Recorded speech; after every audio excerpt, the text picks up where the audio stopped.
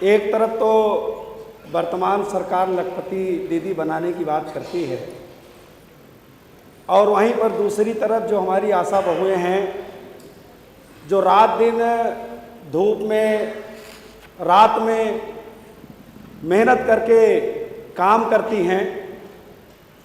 मैं समझता हूं कि चाहे जिस तरह की भी जानकारी, चाहे कोरोना से लेकर के आज तक जो भी जिम्मेदारी आशा बहुओं को दी गई, आशा बहुओं ने राज्य कर्मचारी से भी ज़्यादा बढ़ चढ़ करके अपनी जिम्मेदारी निर्वहन करने का काम किया है। लेकिन जब वो अपने हक अधिकार की बात करती हैं तो मैं समझता हूं,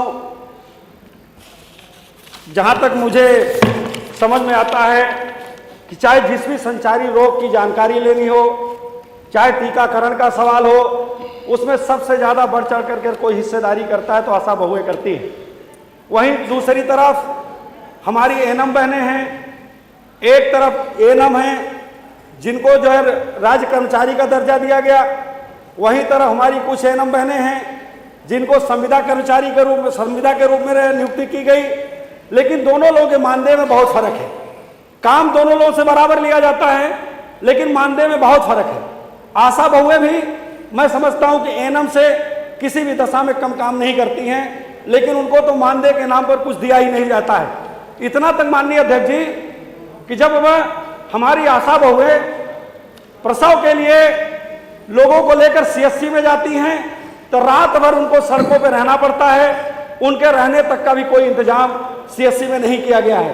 तो मैं माननीय मंत्री जी से बहुत कम शब्दों में समय में रहते हुए केवल एक सवाल करना चाहता हूं कि क्या जो हमारी एएनएम बहनें हैं जिनको राज्य कर्मचारी, जिनको पूर्णकालिक रखा गया, जो संविदा में रखा गया, दोनों का मानदेय बराबर करने पर सरकार विचार करेगी। दूसरा प्रश्न है कि जो आशा बहुएं हमारी जो प्रसव के दौर में सीएससी में जाती हैं, उनको रहने के लिए कमरे का, उनको रहने के लिए व्यवस्था कराया जाएगा कि नहीं कराया जाएगा। इससे ज़्यादा एक बहुत बड़ा विषय है कि जो आशा बहुएं रात दिन काम करती हैं, जब उनके प्रसव का समय आता है तो उन्हें किसी भी तरह से मातृत्व लाभ नहीं दिया जाता है। क्या इस पर सरकार विचार करने का काम करेगी कि उन्हें भी मातृत्व लाभ जो है की सुविधा उपलब्ध कराएगी? माननीय मंत्री जी। माननीय मंत्री जी। माननीय अध्यक्ष जी।